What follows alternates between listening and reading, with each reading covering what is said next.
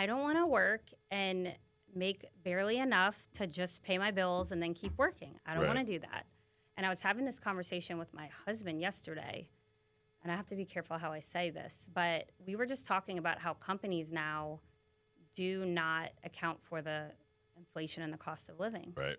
And if you go to your company and say, hey, things are different now, like things aren't the same, everything's gone up in the past few years, I think I need a pay raise, most of them are going to fire you or laugh you out of the office, you know? Yep.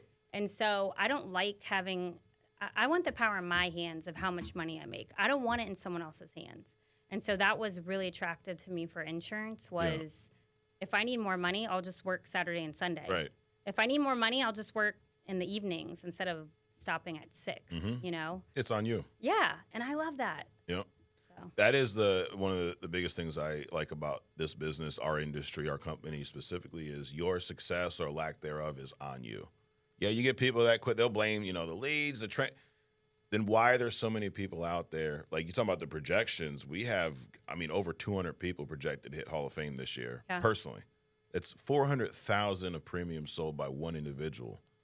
Over 200 people projected. So it's obviously working for someone. yeah, it is. But it's because they're doing it. Yeah. We have a system. Yeah, we got, training, but they have to then take that and go do something with it. Yes. What was it like early on for you? Because this sale, you've been in sales, but this is a different sale, right? Have you ever done lead-based sales prior to this? No. No. No, I didn't. It was all like cold call. Yeah, it was cold calling. I used to cold call like nail salons to get them to do an Amazon local deal. Yeah. Yeah, which was fine. How was it for me starting out?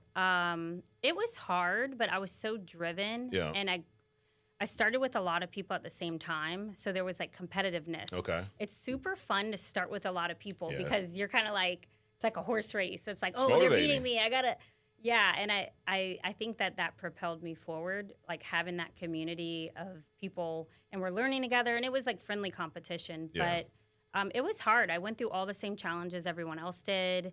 What was the biggest challenge early on? Working really hard and not making sales and wondering what happened. I made sales a few days ago. Why am I not making sales now? What changed? And then just the, pushing through that. Chargebacks is always really, really hard. A lot of customers are just rude. Yeah. And I had this conversation with my sister yesterday. You'll write them a policy. They'll thank you. They're so appreciative. And then they'll call in like 3 hours and cancel. And you're like, what? Right.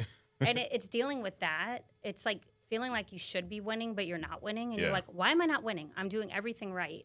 But the thing you have to realize is that first year, it's really preparing you. Like if you don't quit, you're going to be successful. But you're going through a lot of stuff so that you can help other people and you can show other people.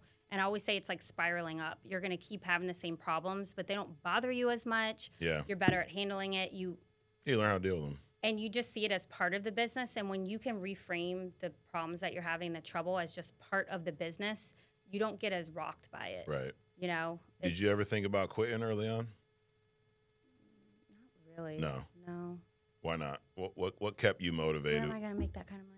Well, you didn't make it yet, right? You just had that much faith that you were going to. No, I was making money. Okay. No, I've always made money. I have always made money. I've always been profitable. But I'm saying like day to day, the problems I was saying were more day to day. Okay. Like I made a sale on Monday, but I did the same thing on Tuesday and Wednesday. I didn't make a sale, and it's in your head. Right. It's a mindset thing. And now I can help other people and just say like, it's the law of averages. It's a numbers game. You might not make a sale on Tuesday and Wednesday, but you might make 3 on Thursday, so keep going. Right. But a lot of people just don't show up on Thursday because they didn't make anything on Tuesday and Wednesday. Yep. Don't do that.